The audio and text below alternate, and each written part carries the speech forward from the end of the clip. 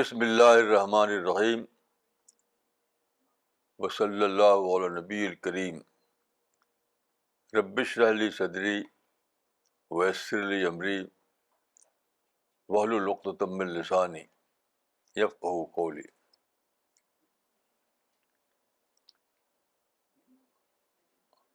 آج کا ٹاپک ہے وژڈم۔ دیکھیے، حدیث کی کتابوں میں رسول اللہ صلی اللہ علیہ وسلم کی ایک طویل حدیث آئی ہے۔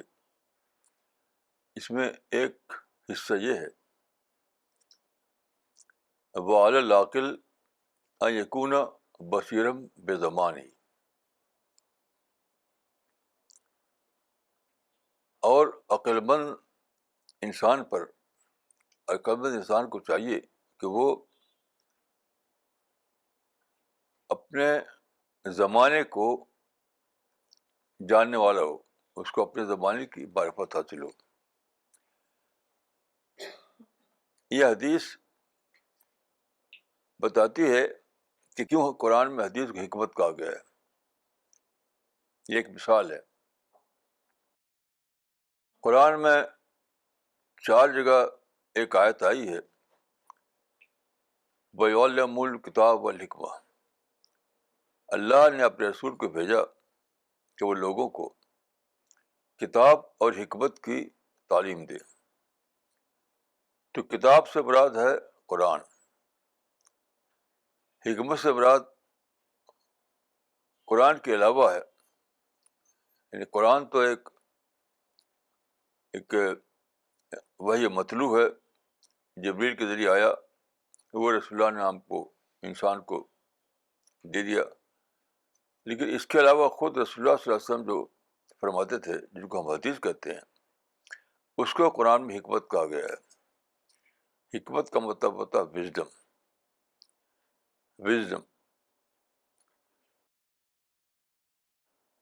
اس کا مطلب یہ ہے کہ قرآن جو ہے وہ اللہ کے ارشادات کا مجموعہ ہے،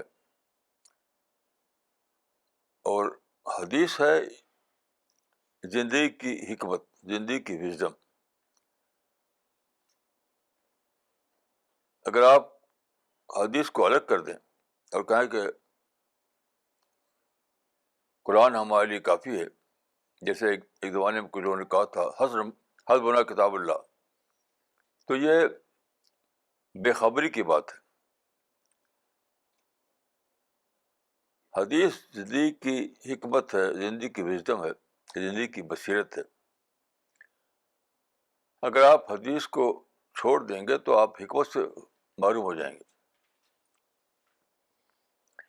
لیکن حکمت کیا ہے؟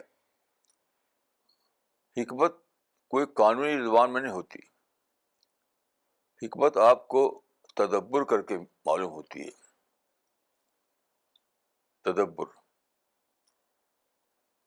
میں آپ کو ایک مثال دیتا ہوں اس کی وضاحت کے لیے۔ آپ کو معلوم ہے کہ ابھی میں پچھلے ہفتہ امریکہ گیا تھا، وہاں 2 ہفتے رہا۔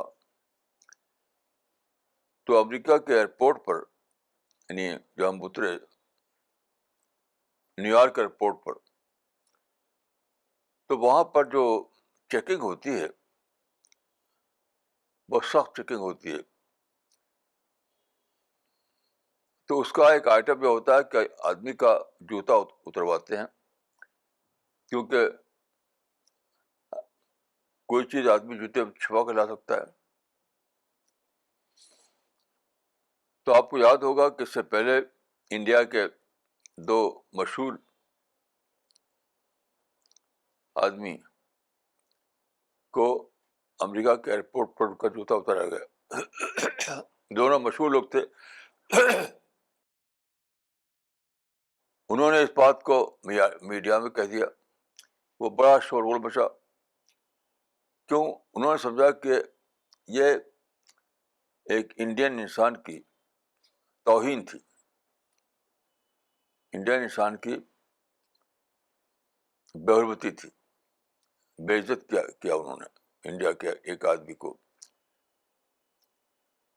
تو جب میں وہاں ایئرپورٹ پر تھا اور میرے ساتھ بھی یہی ہوا. انہوں نے میرا جوتا اتارنے کو کہا. سیکورٹی کا آدمی ہوتا ہے.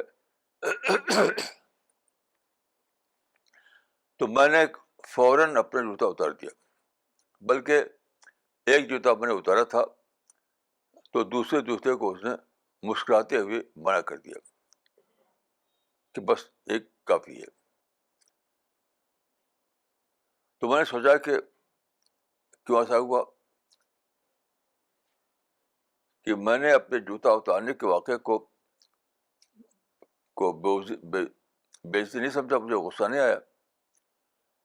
اور وہ دوسرے صاحبان اس کو غصہ ہو گئے اس پر.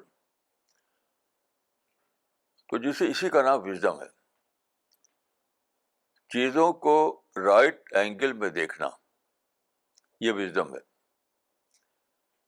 ہر چیز کو دیکھنے کے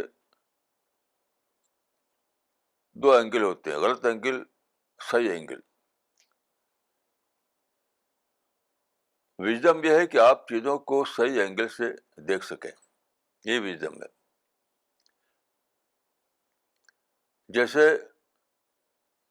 جن لوگ جوتا اتارنے پر غصہ ہو گئے، انہوں نے جوتا اتارنے کے واقعے کو ان ٹرمس آف انسلٹ لیا، یعنی بے عزتی کے اینگل سے اس کو دیکھا.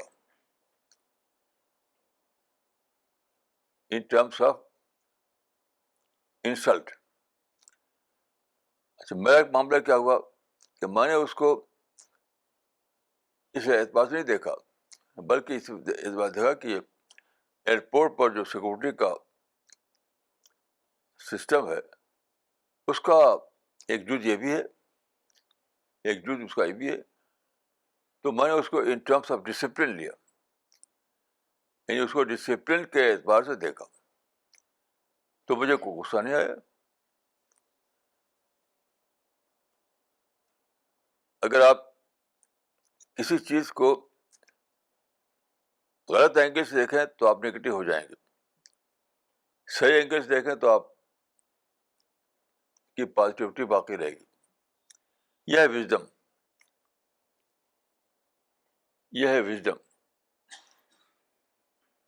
اور اس کا تعلق پوری زندگی سے ہے، پوری زندگی سے.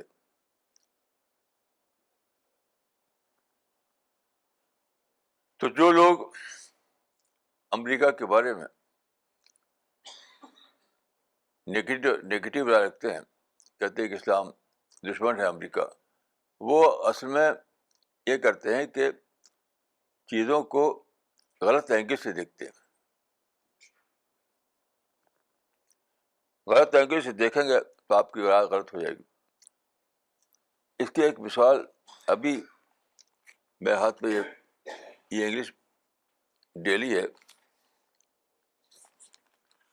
تو 18 ستمبر کو اس میں ایک واقعہ چھپا ہے امریکہ کا. 18 ستمبر کو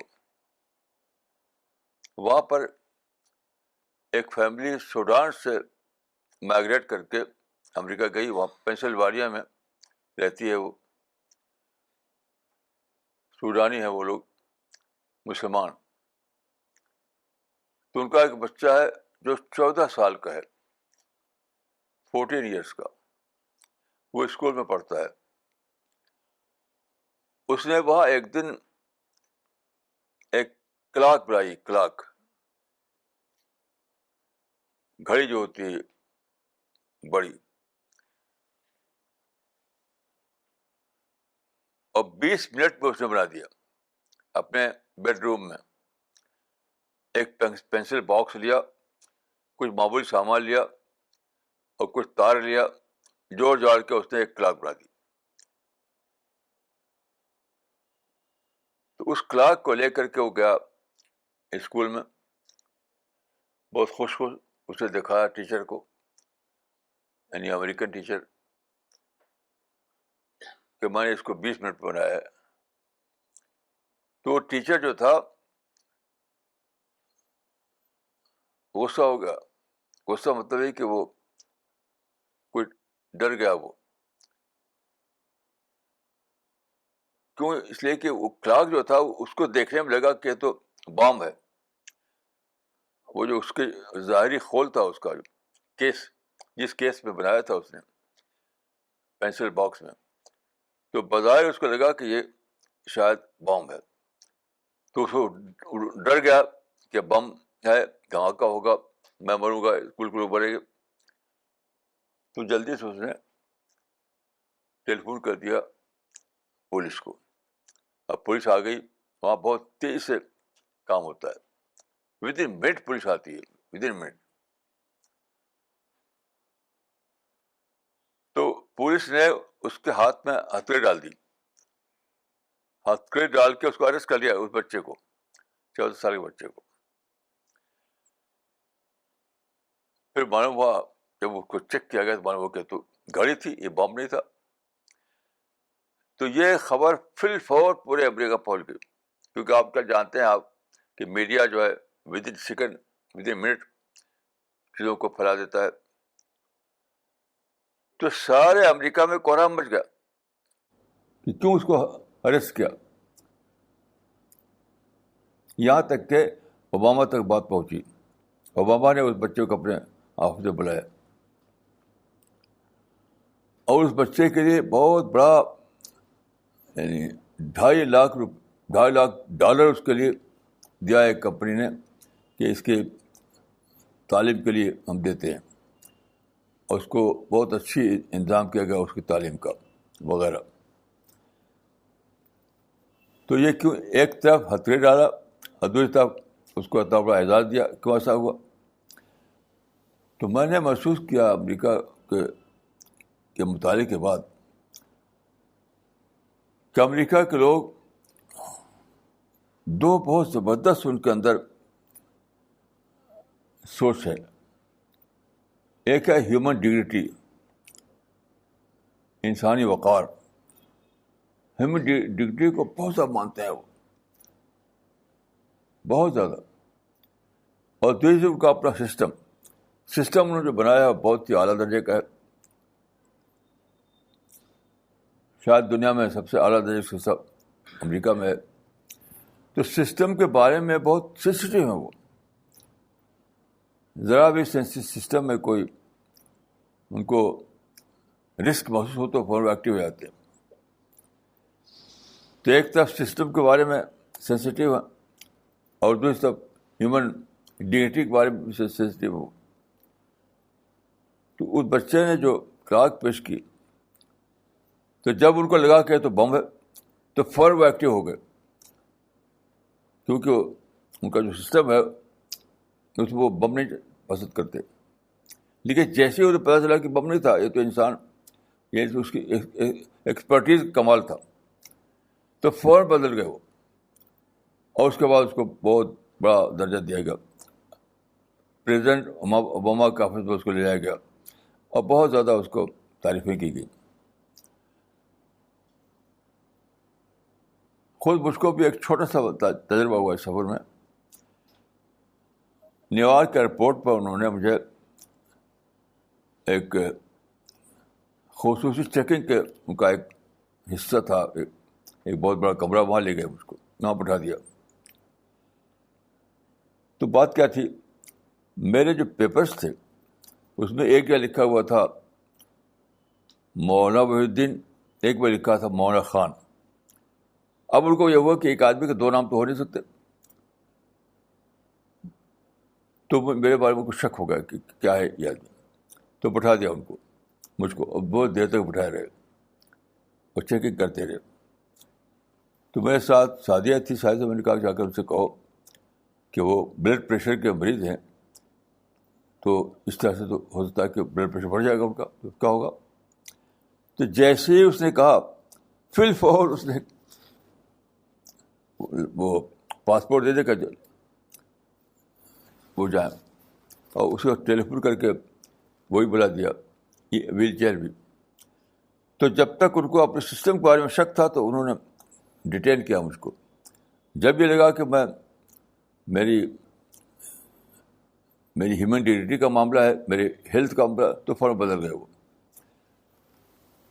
تو وژڈم اگر ہو ہمارے اندر تبھی ہم کامیاب ہو سکتے ہیں اس دنیا میں.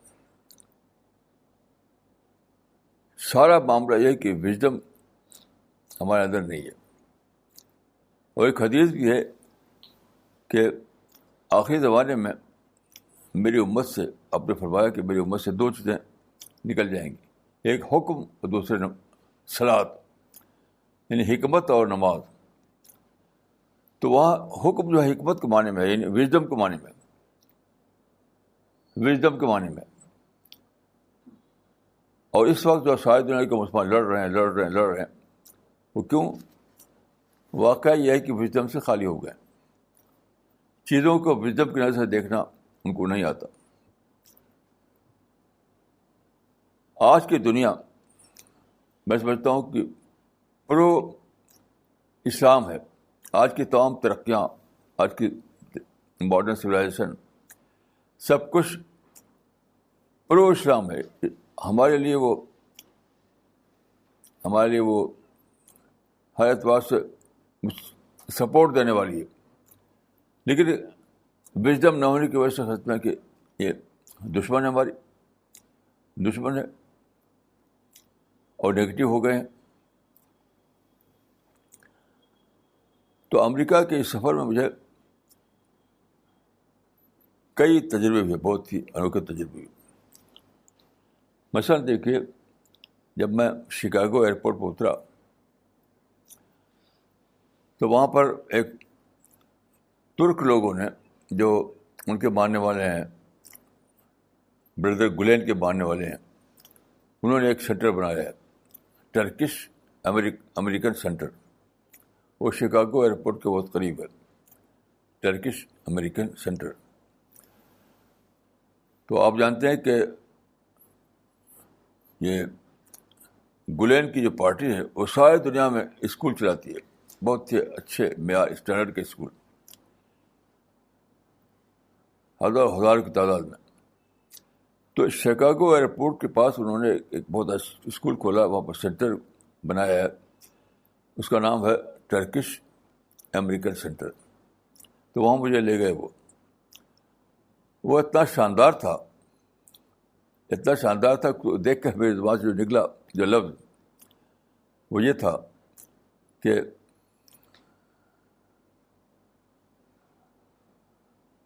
کہ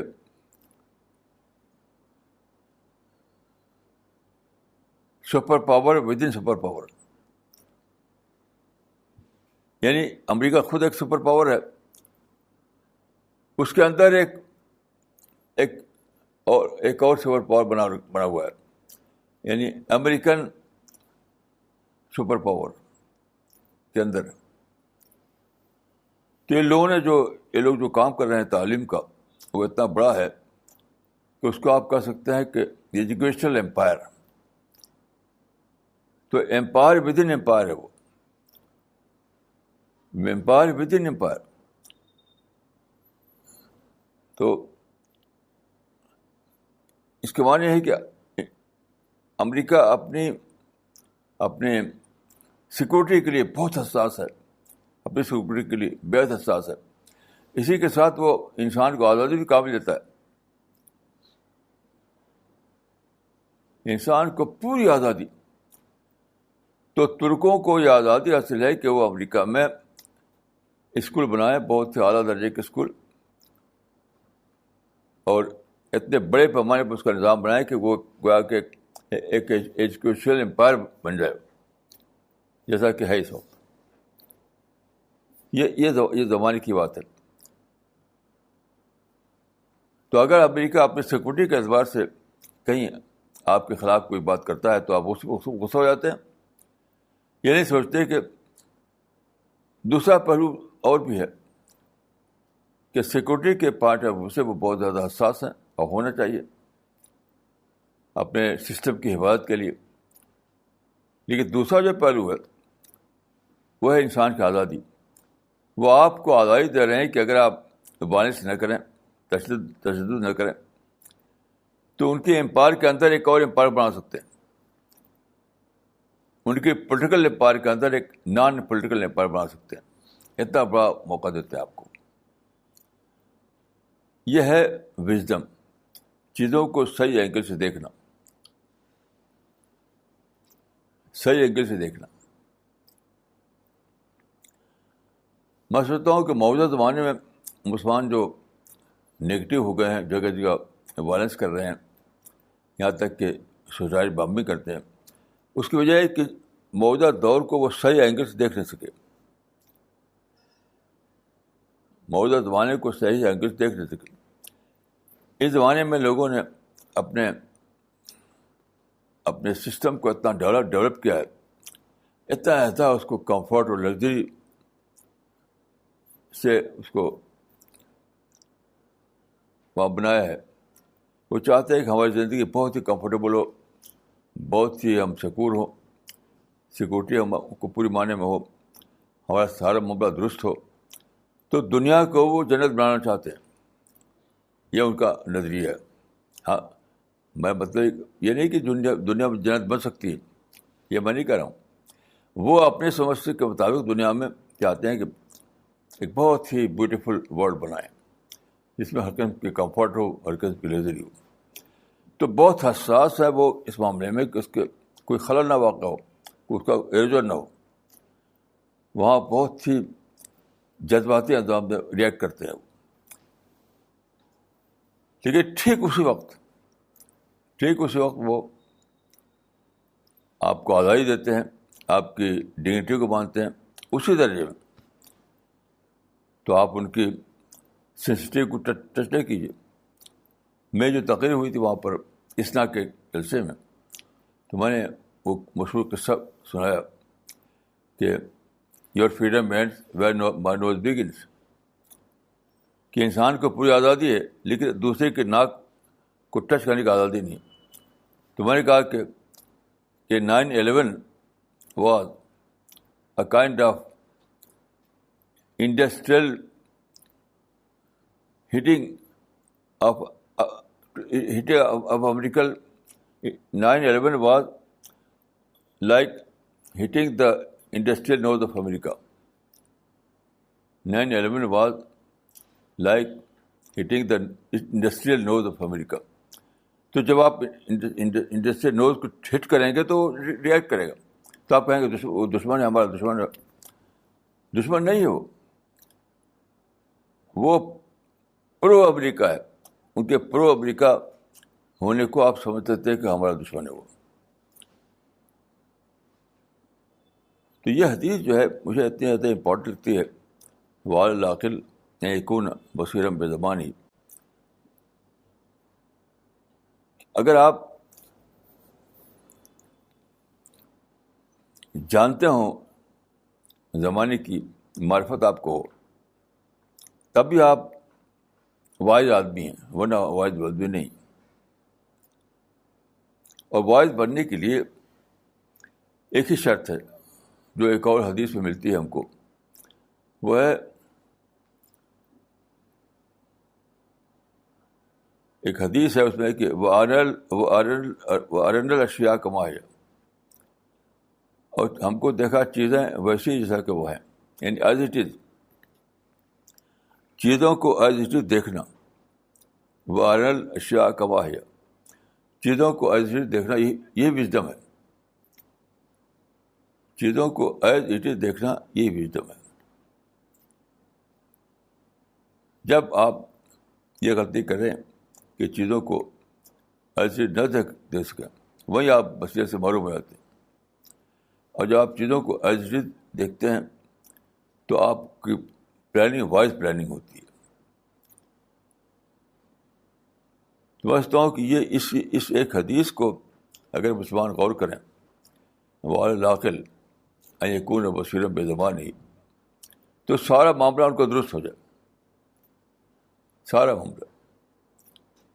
مثال کے اوپر دیکھیے، جو ڈنمارک میں ایک اخبار میں ایک کارٹون چھپ گیا تھا، تو آپ کو یاد ہوگا سارے مسلم دنیا میں بڑا اس پر ہنگامہ ہوا تھا. کچھ لوگ گھس گئے وہاں پر مارنے کے لیے اس کو، کارٹونسٹ کو. یہ کیوں؟ ایسے اور بھی واقعات کئی ہو چکے ہیں کہ اس کو لیا انہوں نے اعانت رسول کے معنی میں، یعنی غلط اینگل سے لیا. وہ جو کارٹون چھاپا تھا انہوں نے، اس لیے نہیں کہ ان کو رسول اللہ کی نعوذ باللہ اعانت چاہتے کرنا، وہ اس کو جانتے ہی نہیں، اعانت کا تصور کو جانتے ہی نہیں. وہ تو یہ ہے کہ اخباروں میں ایک طریقہ ہے کہ ہر دن ایک ایسی چیز چھاپی جاتی ہے جو آدمی، جو ایک لائٹ آئٹم میں کہتا ہوں، لائٹ آئٹم، وہ کارٹون ایک لائٹ آئٹم ہوتا ہے تاکہ لوگ اس کو دیکھیں، تھوڑا مسکرا دیں. تو آپ اگر اس نظر سے دیکھتے کہ وہ تو اخبار کا ایک لائٹ آئٹم ہے تو آپ غصہ نہ ہوتے، لیکن آپ نے اس اینگل سے دیکھا کہ وہ رسول اللہ کی اعانت ہے تو آپ غصہ ہو گئے. یہی ہے وژڈم، کہ چیزوں کو رائٹ اینگل سے دیکھنا. اور یہ بہت زبردست ایک دعا آئی ہے حدیث میں کہ اللہم ارنا الحق حقا وارزقنا اتباعہ وارنا الباطل باطلا وارزقنا اتباعہ وارزقنا اجتنابہ وارنا الاشیاء کما ہی.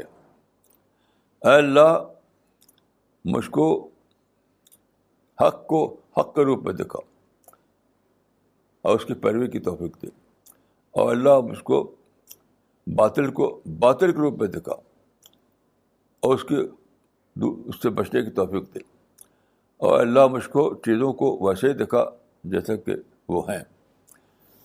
تو اس کو اگر میں لفظ بدل کے کہوں تو میں کہوں گا کہ چیزوں کو رائٹ اینگل سے دکھا.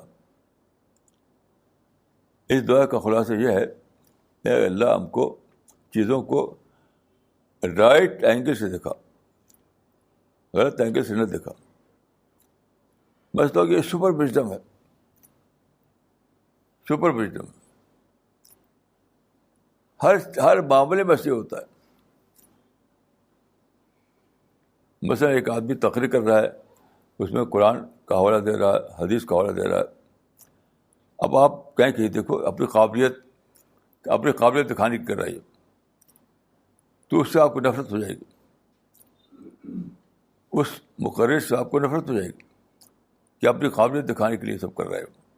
اچھا، اگر آپ یہ سوچیں کہ اس آدمی کے اندر درد ہے اصلاح کے درد کے تحت لوگوں کو بتا رہا ہے کہ بھائی دیکھو قرآن میں یہ ہے، حدیث میں یہ ہے، تو آپ کو اس سے انسان محبت ہو جائے گی. یعنی ایک ہی واقعہ ہے، ایک ہی واقعہ، ایک اینگل سے محبت آتی ہے، دوسرے اینگل سے نفرت آتی ہے.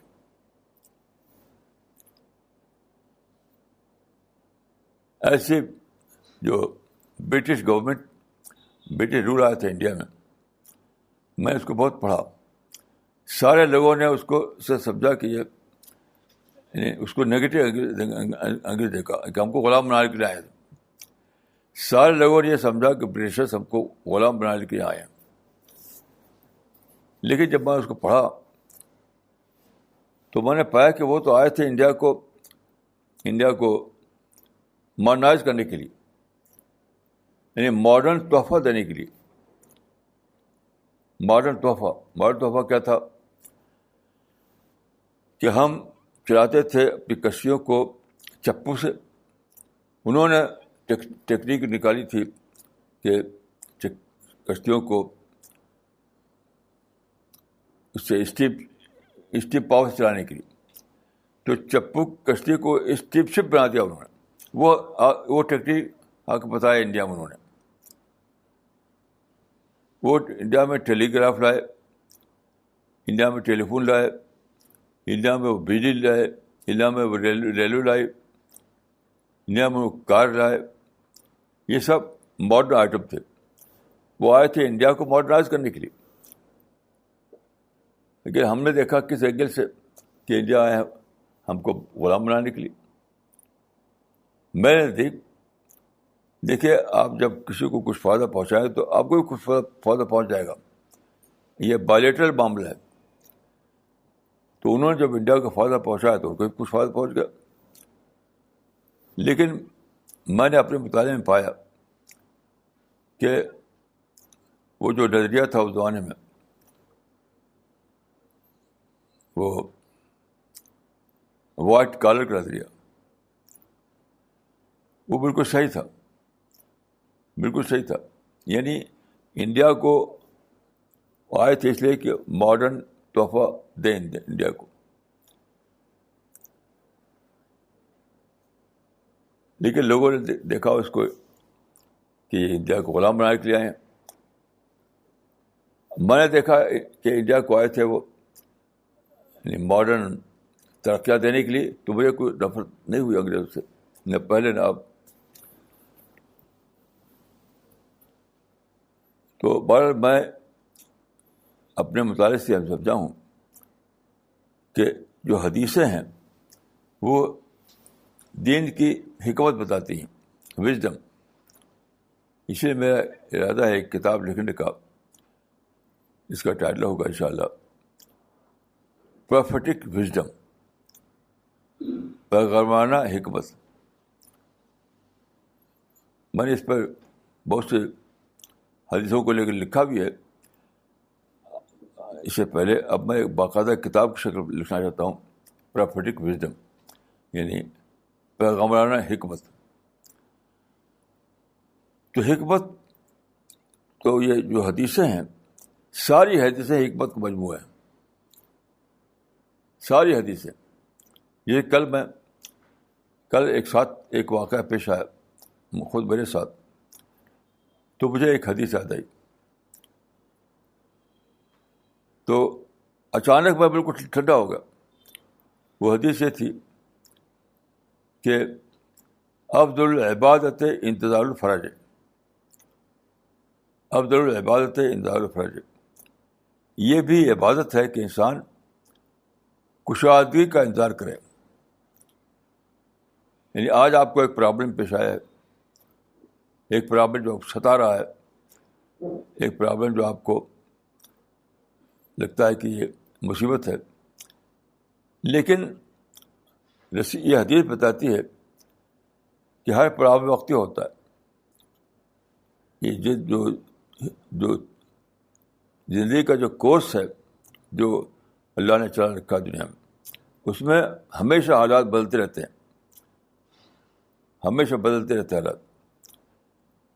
تو اس حدیث میں یہ بتایا گیا ہے کہ اگر تم کوئی پرابلم پیش آئے تو نگیٹو مت بن جاؤ، انتظار کرو، انتظار، کیونکہ اگلے حالات جو ہے تمہارے فیور میں ہو جائیں گے.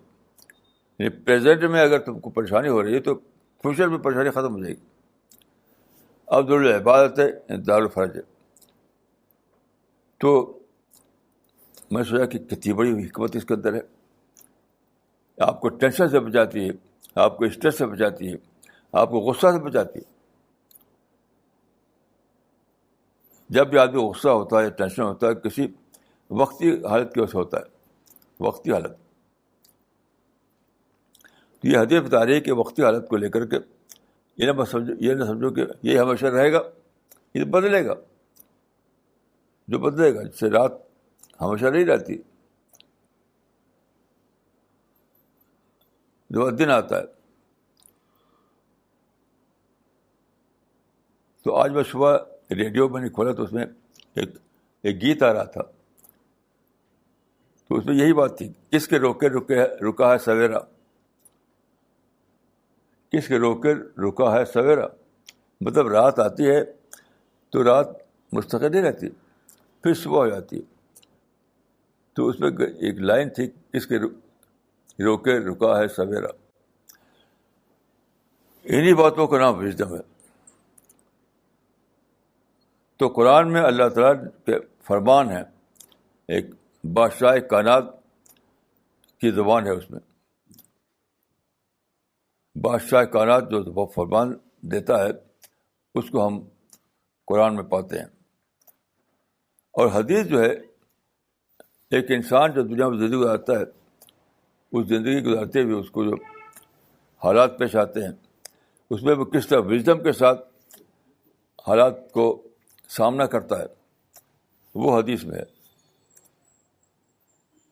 تو حدیثیں پوری کی پوری حکمت کا مجموعہ ہے، وژڈم کا مجموعہ ہے.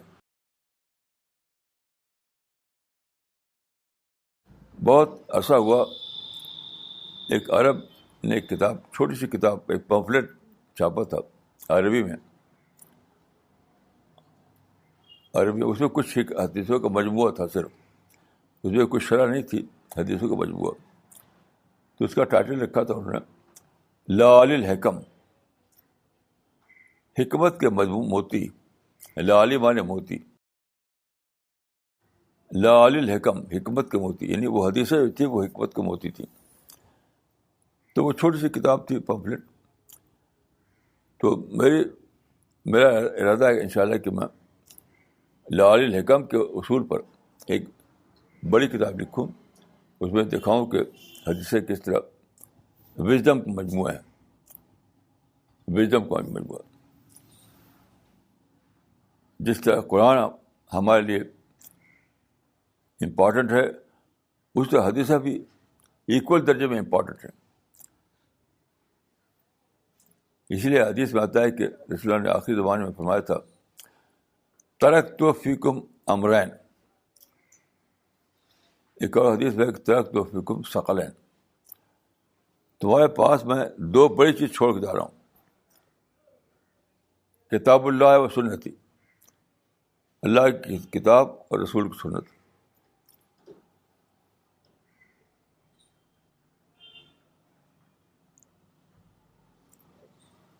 تو بہرحال میں اپنے مدارس سے یہ سمجھا ہوں کہ اس آدمی کو وژڈم چاہیے، حکمت چاہیے، بصیرت چاہیے، تو اس کو گہرائی کے ساتھ حدیث کا مطالعہ کرنا ہوگا.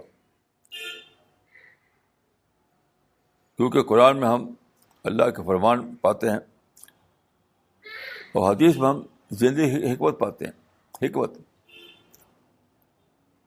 حکمت کے بغیر انسان اس دنیا میں کامیاب نہیں ہو سکتا.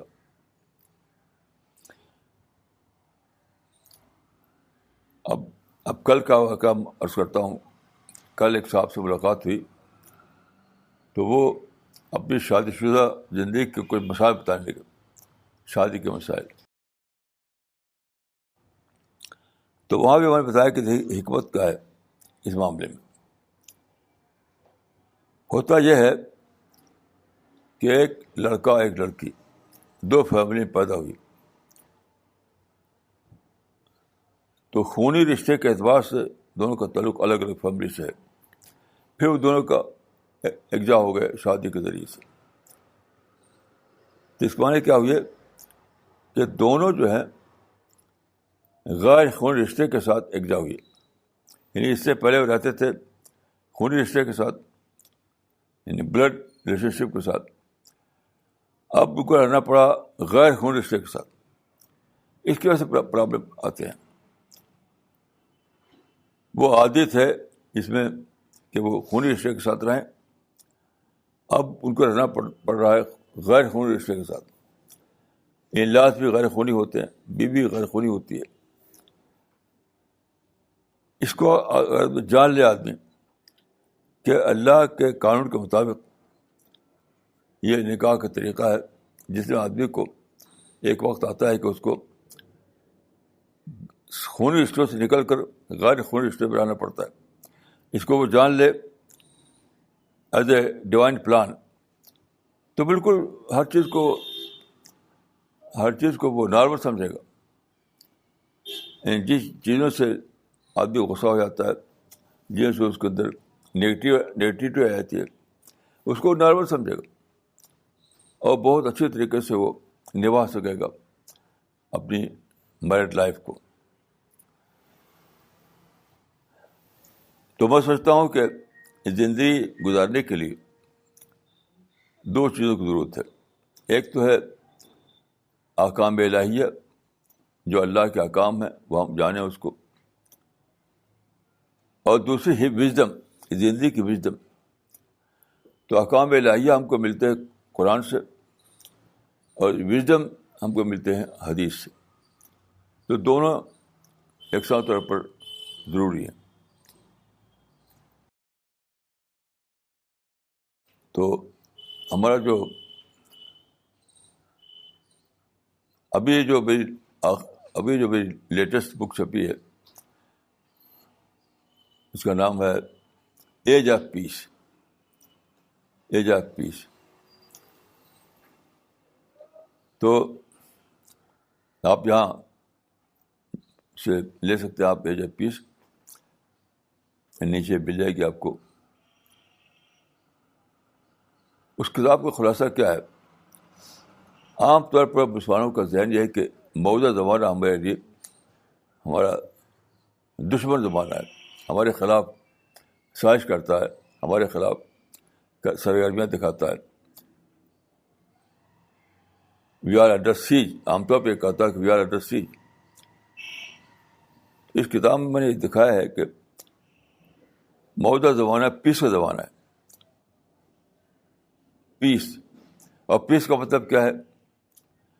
پیس کا مطلب ہے کہ اوپن اپرچونیٹیز. پیس کا مطلب ہے کہ ساری اپرچونیٹیز سارے کے لیے. پہلے زمانے میں ایسا نہیں ہوتا تھا. پہلے زمانے میں ایسا نہیں ہوتا تھا. اپرچونیٹیز جو تھی وہ صرف بڑے لوگوں کو تھی, بادشاہ کے لیے, اور جو بڑے بڑے لوگ ہوتے ان کے لیے. عام لوگوں کے لیے کوئی اپرچونیٹی نہیں. تو پیس کا مطلب یہ ہے کہ ساری اپرچونیٹیز سب لوگوں کے لیے ہوگی, یعنی ڈی ملٹیپلیکیشن آف اپرچونیٹیز. یعنی موجودہ زمانہ جو ہے ڈی ملٹیپلیکیشن آف اپرچونیٹیز کا زمانہ ہے. تو کتنی بڑی بات ہے, اس سے پہلے تو کبھی تھا ہی نہیں ایسا. خود رسول اللہ کے زمانے میں آپ دیکھیے, قرآن میں ہے ارأیت الذی ینہی عبدا اذا صلی, کہ کعبہ میں نماز پڑھنے پر رکاوٹ تھی, وہاں روکتے تھے, مارتے پیٹتے تھے. کعبہ میں جو بھی حضرت ابراہیم نے بنایا تھا توحید کے گھر کے طور پر, تو اتنی رکاوٹیں تھیں کہ کعبہ میں آپ کو نماز پڑھنے کی اجازت نہیں تھی. اب تو آپ وائٹ ہاؤس میں نماز پڑھیے, کوئی روکنے والا نہیں آپ کو. ہم امریکہ گئے تو 15 دن کے اندر جہاں بھی ہم ہوتے تھے وہی نماز پڑھ لیتے تھے, کوئی ہمیں روکنے والا نہیں تھا. تو ایج آف پیس کا خلاصہ یہ ہے کہ موجودہ زمانہ مواقع کا زمانہ ہے, امن کا زمانہ ہے, آزادی کا زمانہ ہے, ڈی ملٹیپلیکیشن کا زمانہ ہے. پہلے زمانے میں چیزیں خاص لوگوں کے لیے ہوا کرتی تھیں, اب سب لوگوں کے لیے. لیکن اس اپرچونیٹی کو اویل کرنے کے لیے وژڈم چاہیے. اس اپرچونیٹی کو اویل کرنے کے لیے وژڈم چاہیے.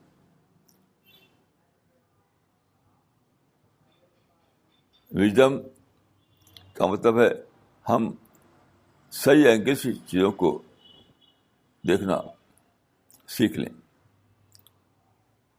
صحیح اینگل سے چیزوں کو دیکھنا سیکھ لیں. تو ہر چیز میں ہمارے لیے, ہر چیز ہمارے لیے ہے. ایسا لگا کہ ہر چیز ہمارے لیے ہو گئی ہے. تو میں دعا کرتا ہوں کہ اللہ تعالیٰ ہم کو وژڈم دے, عقل دے, بصیرت دے, تاکہ ہم چیزوں کو صحیح اینگل سے دیکھیں اور اپنی زندگی کو واقعی معنوں میں کامیاب بنا سکیں, اور دعوت اللہ کا کام بھی ہم کامیابی کے ساتھ کر سکیں. تو میں دعا کرتا ہوں اسی کے لیے, اپنے لیے اور آپ کے لیے. السلام علیکم ورحمۃ اللہ.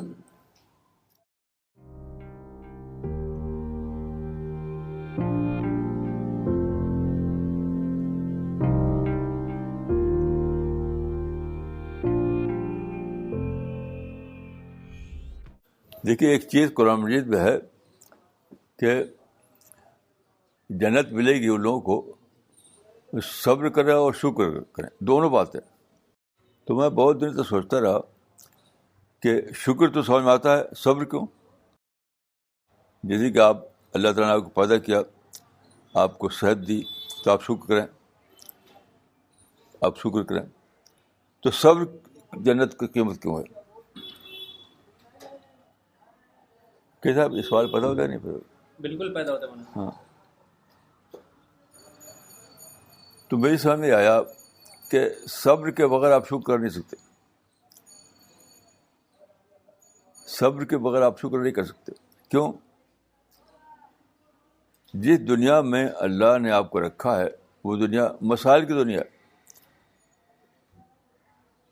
لقد خلقنا الانسان فی کبد، پرابلم. گھر میں پرابلم، شوہر بیوی کے درمیان، سوسائٹی میں پرابلم، اپنے پڑوسیوں کے درمیان، پوری زندگی پرابلم. کیوں پرابلم کیوں ہے؟ جس سے آپ کو آزادی ملی ہوئی ہے، دوسروں کو بھی آزادی ملی ہوئی ہے، اور تو اپنی آزادی کو آپ سے پوچھ کر استعمال نہیں کرے گا. کیسا مجھ سے خرم؟ جی صحیح بات ہے. دوسرا آدمی اپنی آزادی کو آپ سے پوچھے گا نہیں استعمال کرنے کے لیے، وہ تو جو چاہے گا وہ کرے گا. بالکل صحیح. جیسے میں نے بولتا، ایک پائلٹ سے میری ملاقات ہوئی تھی، تو اس نے بتایا کہ وہ ادھر کا جو جہاز لا رہا تھا وہ آدمی، دونوں ایک رینج میں آ گئے، ایسا اتفاق پڑا. تو اس نے بھی پوچھ کے تھوڑی آپ سے اڑائے گا، وہ آپ نے اڑا رہا ہے وہ. تو میں نے کہا پھر آپ نے کیا کیا؟ تو انہوں نے کہا کہ ہم نے اپنی جہاز کو نیچے کر لیا. ایسا سسٹم کوئی ہوتا ہوگا؟ یعنی اس کا جو سطح ہے اوپر ہو گئی، ہماری سطح نیچے ہو گئی، تو ادھر چلا گیا، ہم ادھر چلے گئے. تو مطلب دنیا میں بے شمار لوگ ہیں، کوئی آدمی آپ سے پوچھنے نہیں آئے گا کہ میں کیسے رہوں، اپنی آزادی کو کیسے استعمال کروں، اپنی مرضی کو تو کرے گا وہ. That creates problem for his neighbours. تو اگر آپ اسے بولتے رہیں تو کیا ہوگا؟ تو شکر کہاں آئے گا؟ جیسے میں نے ایک اخبار میں پڑھا، ایک قصہ، ایک شادی کا قصہ، ایک اردو اخبار میں تھا کہ ایک گھر یہاں، ایک گھر وہاں. تو یہاں جو گھر تھا وہاں اس کو زیادہ دھواں آنے لگا، کیونکہ وہاں شادی ہو رہی تھی اور کھانا پکوا رہے تھے وہ. تو انہوں نے منع کیا کہ دھواں بند کرو، تو وہ دھواں تو بند نہیں کر سکتا تھا. وہ کھانا پک رہا تھا باہر، گھر کے باہر، تو دھواں تو آنے تھا. تو ایک دو بار انہوں نے بند کیا، بلکہ اس کے بعد کیا گھر میں ان کے گن تھی. یہ سچا قصہ. گن لے کے نکلے اور ان کو مارا، وہ مر گیا، وہ جو مالک کا مکان تھا. تو کیا ہوا؟ پرابلم گھٹا نہیں، پرابلم بڑھا. تو پولیس آئی، ان کو پکڑ کر لے گئے ان کو، پھر مقدمہ چلا، برسوں تک قصہ رہا. تو اگر وہ صبر کرتے تو تھوڑی دیر کے بعد ختم ہو جاتا معاملہ. نہ گن چلتی ہے، نہ موت ہوتی ہے، نہ پولیس آتی ہے، نہ کیس بنتا. تو دیکھیے، جنت شکر پر ملتی ہے. شکر کا مطلب کیا ہے؟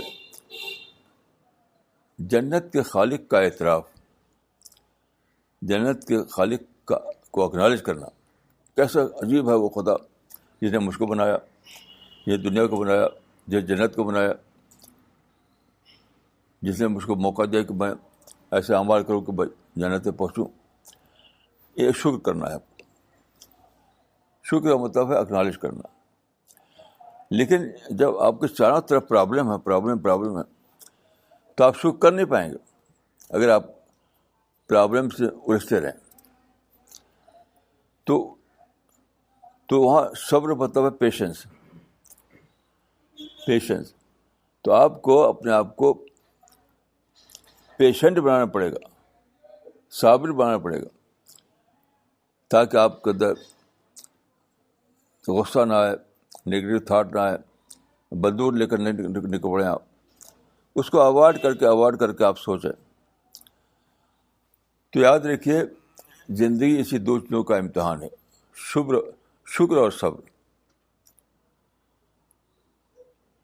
اصل چیز تو جو چاہیے وہ شکر ہے, لیکن شکر کرنے کے لیے آپ کو صبر کرنا پڑتا ہے. صبر نہ کریں تو شکر یعنی شکر کا معنی ختم ہو جائے گا. تو یہ صبر کا معنی یہ بھی ہے مینیج کرنا. اگر آپ راستہ بدلنے کے پشپ نہیں ہیں تو اوائڈ کیجیے, اگر بدلنے کے بدل دیجیے.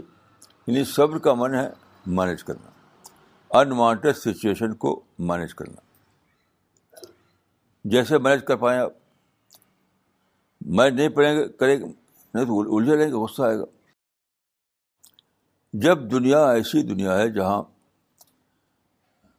ایسے لوگ ہیں آپ کے سوا بہت سارے جو آپ سے پوچھ کے کام نہیں کرتے, انہوں نے آپ سے پوچھنا نہیں ہے, ان کی جو سمجھ میں آئے گا وہ کریں گے. اچھا آپ ان کا ہاتھ روک نہیں سکتے, تو آپ کو اوائڈ کرنا پڑے گا, آپ کو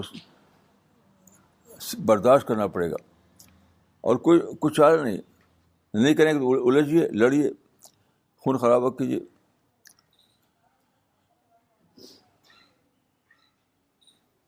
تو میری سمجھ سے قرآن کے مطالعے سے جو بات آئی ہے وہ یہ ہے کہ اصل چیز تو انسان کے لیے شکر ہے.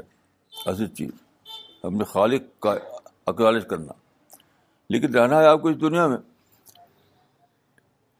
تو اس دنیا میں تو ہر وقت انوانٹیڈ سچویشن ہے, تو اس لیے صبر کرنا پڑتا ہے. صبر جو ہے شکر کی قیمت ہے, صبر جو ہے وہ شکر کی قیمت ہے. قرآن میں دیکھیے ذالک جزاءہم بما صبروا, جنت دی ہم نے ان کو اس لیے کہ انہوں نے صبر کیا. صبر کیا معنی کیا ہے؟ جو انہیں کرنا تھا, شکر کرنا تھا, دعوت کرنا تھا, لوگوں سے محبت کرنا تھا, اس میں آڑ آتا تھا لوگوں کا رویہ, تو رویے میں شکر کیا. تو دیکھیے رسول اللہ صلی اللہ علیہ وسلم مکہ میں تھے, تو حدیث وہ کتابوں میں آتا ہے کہ کچھ وہاں مخالف تھے آپ کے, انہوں نے آپ کے راستے میں کانٹا ڈال دیا. روز نہیں کرتے تھے ایسا, کبھی کانٹا بھی ڈال دیا. تو آپ نکلے, وہاں اسٹریٹ لائٹ ہوتی نہیں تھی, اسٹریٹ لائٹ اب ہوتی ہے, تو پریشانی ہوئی آپ کو. تو آپ کی زبان سے نکلا کہ بیسل عشیرت یا قریش,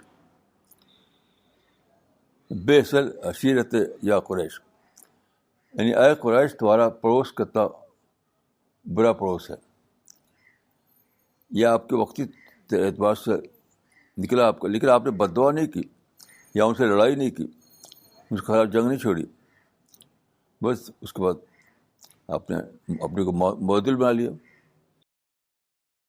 دادا صبر کرنے کا مطلب یہ ہوتا ہے کہ پازیٹیوٹی اپنا بھنگ نہیں ہونے دے. ہاں یہ ہوتا ہے non stop positive thinking, non stop چلتی رہے.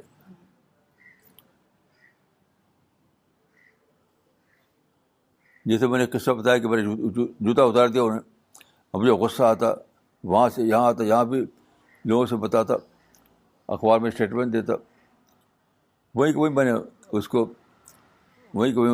ڈیفیوز کر دیا. یہ تو ڈسپلن ہے, ڈسپلن وہ کریں گے ایسا, ہمیں کیا اعتراض اس پر. تو پازیٹیو تھنکنگ کو یعنی نان اسٹاپ چلتے رہے. میں خود اپنا قصہ بتاتا ہوں آپ کو. جب میں چھوٹا تھا, چھوٹا مطلب نوجوانی کی عمر میں, تو ہمارے گھر کے باہر ایک باغ ہوتا تھا.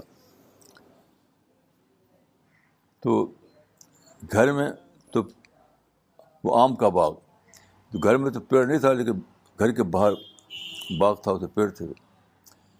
تو اب وہ بچپن کا زمانہ تھا, ہم کو شوق ہو کہ ایک درخت ہمارے گھر کے اندر ہو, گھر کے آنگن میں ایک آم کا پیڑ ہو.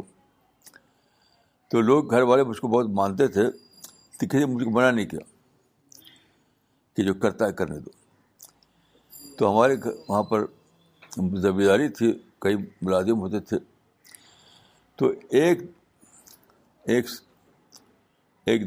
پیڑ تھا باغ میں, چھوٹا, جلدی لگایا گیا تھا, وہ چھوٹا تھا, شاید اتنا بڑا رہا ہوگا. تو ہم نے طے کہ اس کو کھود کر لے جائیں گے. اب اپنے ملازموں کو لگا دیا وہاں, اور مجھے یاد ہے کہ دن بھر وہ کام ہوتا رہا, کیونکہ کھودنے کے بعد تھے کہ جڑیں نہ کٹیں, اس کی جو جڑیں کٹ جائے تو پھر چل نہیں سکتا تھا. تو بڑا سا نکالا گیا, اور شام ہو گئی, پھر وہ نکال کر کے وہ پیڑ وہاں سے ہمارے آنگن میں لایا گیا, یہاں لگا دیا گیا. تو ہم بہت خوش تھے کہ ایک بڑا سا پیڑ ہمارے آنگن میں لگ گیا ہے. لیکن صبح کو جو دیکھا تو اسے پتے بجھا گئے تھے. یہ میرا اپنا قصہ ہے. تو اسی زمانے میں میں نے اسی قسم ایک کہانی پڑھی تھی, اس میں ریڈر ڈائجسٹ میں, ایک دم یہی ایگزیکٹلی. تو اس میں ایک شخص نے ایسے ہی کیا تھا, اور اس کا پیڑ بھی بجھا گیا تھا. تو ایک دن جو صبح کو ایک اس کا دوست آیا, اسے دیکھا تو بہت پریشان لگ رہا, کیا بات ہے. تو اس نے کہا تھا اس وقت, یہ چھپا تھا قصہ, ایک دم ایگزیکٹ میرے ساتھ ہوا. I'm in hurry but God isn't. میں جلدی ہوں مگر خدا جلدی میں نہیں. I'm in hurry but God isn't. مطلب خدا چاہتا ہے کہ پیڑ جو ہے بیج ڈالا جائے, دھیرے دھیرے بڑھے, 10 سال 20 سال میں, اور میں چاہتا ہوں کہ ایک ہی دن میں ہو جائے جلدی. تو یہ خدا کی اسکیم آف تھنگس کے مطابق نہیں, خدا کا نقشہ تخلیق کے مطابق نہیں. تو اس نے کہا تھا I am in hurry but God didn't. تو ہم سب لوگ کہیں نہ کہیں اسی کے شکار ہو جاتے ہیں, کہیں نہ کہیں. اور وہاں فرشتہ کہتا ہے کہ تم جلدی ہو, خدا کوئی جلدی نہیں ہے. ہم سب لوگ کہیں نہ کہیں شکار ہو جاتے ہیں. خود میں کل شکار ہوا, ایک بات ہوئی تھی اس کو لے کر کہ بچہ جلدی اور جلدی نہیں ہو رہا تھا. تو مجھے یہ سب باتیں یاد آئی, تو میں ٹھنڈا ہو گیا. تو کہیں نہ کہیں ہم لوگ چاہتے ہیں کہ اللہ کے اکثر تخلیق کے مطابق جو بات 10 سال 20 سال میں ہو, وہ جلدی سے ہو جائے. تو وہاں فرشتہ کہہ رہا ہوتا کہ you are in hurry but God doesn't. جب بھی آپ جلدی کرتے ہیں نا, تو کوئی فرشتہ آواز دیتا ہے you are in hurry but God doesn't.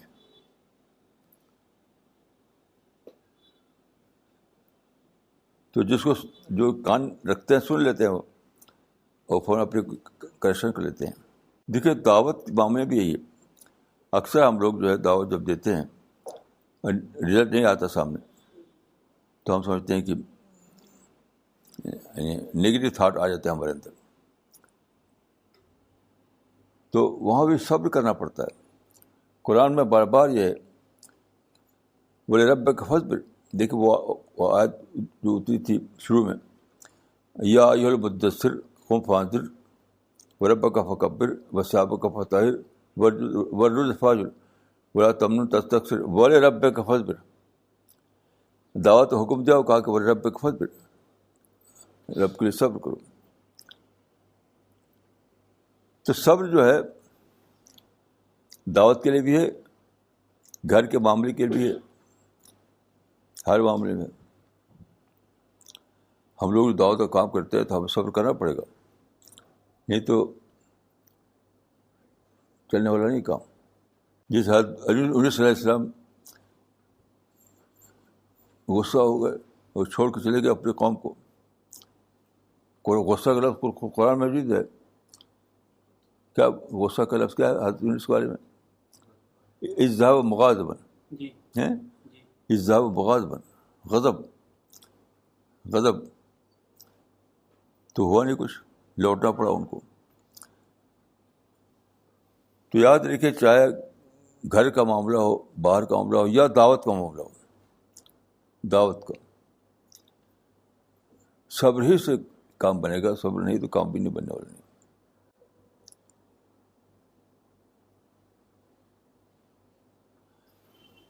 چلیے جی, تو میں بول رہا ہوں, آپ حضرات کچھ فرمائے تو. مولانا میرا ایک اشکال یہ ہے جی, کہ عارضی طور پہ حالات اگر مخالف ہیں تو ان مخالف حالات کے موافق ہو جانا کیا صبر ہے؟ جیسے اس کی مثال یہ لیجیے, میں ایکچولی انڈین نیوی میں سروس کرتا ہوں, تو ہم لوگ ریکریشنل طور پہ بوٹس جو بادبانی کشتیاں ہوتی ہیں چھوٹی, ان کو سیل کراتے ہیں. تو جب ہوا بہت زیادہ مخالف ہو جاتی ہے تو ہم مخالف ہوا کے موافق ہونے کا انتظار کرتے ہیں اور جب تک مخالف ہوا کے ساتھ سیل کرتے ہیں. تو اس طرح سے مخالف ماحول کے موافق ہو جانا کیا صبر ہے؟ صحیح وقت کا انتظار کرتے ہیں. صبر اس معنی میں کہ انتظار بھی صبر ہے. اگر آپ صبر نہ کریں تو اسی پہ اپنے کو, چاہے کہ مخالف ہوا سے لڑیں تو لڑ کر آپ جیتے گے نہیں, تو وہ بھی صبر ہے. کہ صاحب صحیح a kind of patience تو ہے وہ, a kind of patience.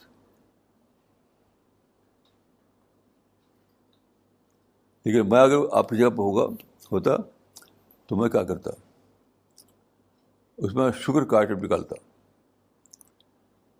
اور ویسٹ کے بارے میں شکر کرتا کہ ویسٹ کتنا بڑا اس نے کام کیا ہے پوری ہیومینٹی کے لیے, کہ ہزاروں سال سے کشتیاں چلتی تھیں بادبان کے اوپر, یہ ہوا کے رخ پر چلتی تھی. اب ویسٹ میں اسٹیم پاور نکالا, وہ ہوا ادھر چلے یا ادھر چلے پھر بھی جہاز چلتا ہے آپ کا. تو یہ ویسٹ کا کتنا بڑا تحفہ ہے. جس ویسٹ سے ہم نفرت کرتے ہیں اس ویسٹ میں کتنا بڑا تحفہ دیا ہے. ہزاروں سال سے کشتیاں دنیا میں ہیں, لیکن جو جس کو کہتے ہیں بادبان اسی کے لیے ہوتا ہے کہ ہوا کو کنٹرول کرنے کے لیے. تو جس رخ پر ہوا ہوتی تھی اس پہ چلتی تھی, نہیں تو نہیں چل پاتی تھی. اب اسٹیم پاور کے ساتھ جو جہاز چلتے ہیں وہ ہوا ادھر چلے ادھر چلے چلتے رہتے ہو. کیسا ٹھیک ہے یہ؟ جی حضرت, اگر ہمارے اندر طاقت ہے مخالف جانے کی تب مخالف جایا جائے, اور اگر نہیں ہے تو پھر مخالف ماحول کے موافق چاہ جائے. اس سے تو یہ نتیجہ اپنے یہ اگر راستہ بدلنے کی پوزیشن میں نہیں ہے تو پھر انتظار کیا ہے, کیونکہ پھر منزل بھی اسی کا نام تو وژڈم ہے. جیسے حالات ویسی پلاننگ, جیسے حالات ویسی پلاننگ, اسی کا نام وژڈم ہے. آپ کے جو حالات ہوں اس کے مطابق پلاننگ کیجیے, اسی کا نام وژڈم ہے. اور کوئی صاحب کچھ فرماتے ہیں؟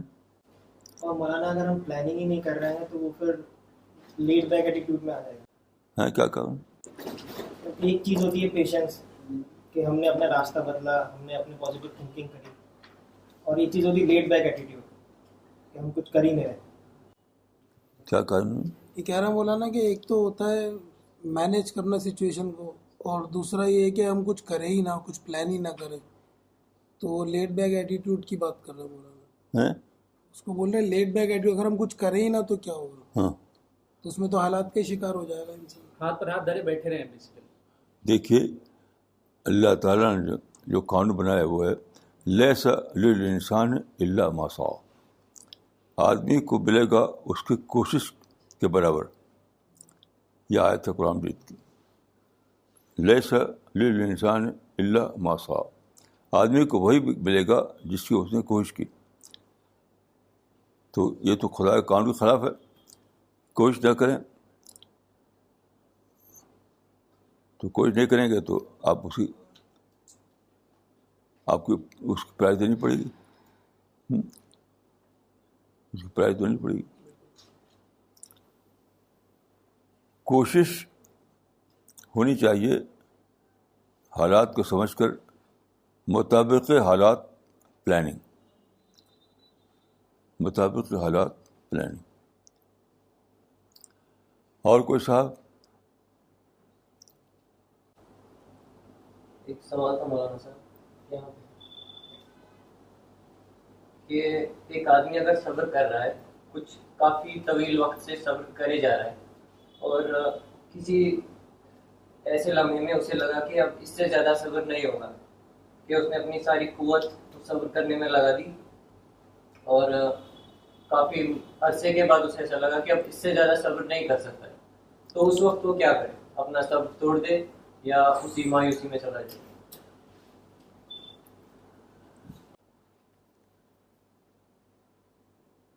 میں یہ سمجھاؤں آپ کی بات، اس کے مطابق میں کہوں گا کہ وہ ری اسیس کرے، اپنے عمل پر نرسانی کرے، ری اسیس کرے. جسے میں اپنا قصہ بتاتا ہوں آپ کو. نوجوانی کی عمر میں ایک بار میں چلا گیا لاہور، جب پاکستان نہیں بنا تھا، تب کی بات ہے، شاید 1942 کی بات ہوگی. تو وہاں بالکل ایسے ہی یعنی نوجوان آدمی سے ہوتا ہے ویسے ایک روڈ پہ چل رہا تھا میں. چلتے چلتے ایک جگہ پہنچا تو وہاں لکھا ہوا تھا ایک گھر کے سامنے جو تختی لگاتے نا، نیم پلیٹ ہیں علامہ اقبال. تو علامہ اقبال کے لفظ سے کہ ٹھہر گیا وہاں پر کہ اقبال یہاں رہتے تھے. اچھا، اس وقت پیاس لگی ہوئی تھی، بہت پیاس. تو ان کے گھر سے ملا ہوا ایک چھوٹی سی مسجد تھی. اس مسجد میں ہینڈ پمپ تھا، وہ زمانہ تھا ہینڈ پمپ کا زمانہ. تو پیاس لگی ہوئی تھی، میں چاہ کے ہینڈ پمپ پانی کو پیوں. تو میں چلا رہا تھا، اب پانی نکلتا نہیں تھا. چلا رہا ہوں، پانی نکلتی نہیں. لیکن میں اپنی پیاس میں تھا، کچھ زیادہ سوچ نہیں پایا. تو ایک آدمی آیا، اس نے کہا کہ آپ چلا رہے ہیں تو پانی اس لیے نہیں آ رہا ہے کہ اس کا دوسرا سرا ایک حوض میں جاتا ہے، آگ کا پانی حوض میں گر رہا ہے، باہر آتا نہیں. اور اس میں 2 ٹیپ تھے، ایک ٹیپ میری طرف تھا، ایک حوض کی طرف تھا. حوض کی طرف کھلا ہوا تھا وہ. تو میں چلاتا تھا، پانی تو آتا تھا وہ، لیکن گرتا تھا حوض میں، مجھ کو نہیں ملتا تھا. تو اس نے حوض کی طرف ٹیپ بند کر دیا تو آنے لگا. That is reassessment. جب آپ کو رزلٹ نہ مل رہا ہو، then you have to revise all your planning کہ کہیں نہ کہیں غلطی ہے.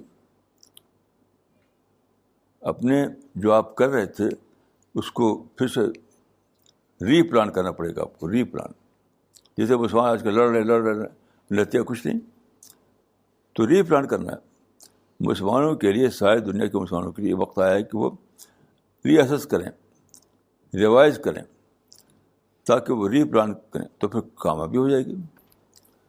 زندگی میں ہمیشہ آدمی کو اپنے عمل کی ریوائز کرنی پڑتی ہے. کیسا، کیا خیال ہے آپ کو؟ بالکل صحیح ہیں؟ بالکل صحیح. ہاں، ریجڈ نہیں ہونا چاہیے. نتیجہ نہ نکلنا. دیکھیے، جب نتیجہ نہ نکل رہا ہو تو کس بات کا وہ ثبوت ہے کہ پلاننگ میں کہیں نہ کہیں خرابی ہے، پلاننگ میں کہیں نہ کہیں خرابی ہے. تو ری پلان کیجیے، پورے معاملے کو پھر سمجھیے. وزڈم پہ میرا ایک اشکال یہ ہے جی؟ کہ ہاں، وزڈم انسان اپنے خود کے تدبر سے پاتا ہے. اور قرآن اور سنت، قرآن اور حدیث جو ہے، یہ اللہ اور رسول کے تدبر کی وہ ہے، پیداوار ہے. تو کبھی ایسا وقت آئے تو انسان اپنی وزڈم سے قرآن اور حدیث کے خلاف جا کر عمل کر سکتا ہے. نہیں. دیکھیے، وژڈم کیا ہے؟ میں نے عرض کیا کہ چیزوں کو رائٹ اینگل سے دیکھنا. تو قرآن و حدیث میں وہی بتایا گیا ہے کہ رائٹ اینگل دیکھنا کیا ہے، رانگ اینگل دیکھنا کیا ہے. بس یہی بات ہے جو یہ مثال دی میں نے کہ اللہ تعالیٰ کا طریقہ یہ ہے کہ ایک درخت جو ہے بیج لگایا جائے تو 25 سال میں تیار ہو یا اور زیادہ. تو یہ بتایا گیا کہ وہی جلد بازی نہ کرو. ابن حلیب بن گارڈین کا مطلب یہ ہے کہ خدا کے پلان کے مطابق جب جلدی نہیں ہو سکتی تو وہ سوچے جلدی کیسے ہو جائے گی. تو اپنی وژڈم کو صحیح رخ پر چلانا یہ معلوم ہوتا ہے ہم کو قرآن سنت سے. اگر آپ قرآن سنت سے رہنمائی نہ لیں تو وژڈم جو ہے وہ صحیح سمت میں نہیں چلے گی. پھر کوئی غصہ آئے گا، انتقام آئے گا، یہ آتا رہے گا. جیسے ایک حدیث میں ہے کہ ایک شخص سے پوچھا رسول اللہ صلی اللہ علیہ وسلم کہ میں کیا کروں، تو آپ نے ایک ہی جب کہا لا تغضب، غصہ مت کرو. لیکن مطلب کیا ہے اس کا؟ اس کا مطلب ریئیکٹ نہ کرو، غور کرو کہ کہاں غلطی ہوئی ہے. اس لا تغضب کے معنی کیا ہے؟ کہ کوئی سچویشن پیش آتی ہے تو غصہ مت کرو، بھڑکو مت، مشتعل نہ ہو جاؤ، بلکہ سوچ کر کے جب سوچو گے تو راستہ مل جائے گا. Think there must be better way. عام طور پر لوگ جو ہیں اس راز کو نہیں جانتے کہ ہمیں اپنے آپ کو ریوائز کرنا پڑتا ہے، ری اسیس کرنا پڑتا ہے. یہ بھی صبر کا ایک حصہ ہے.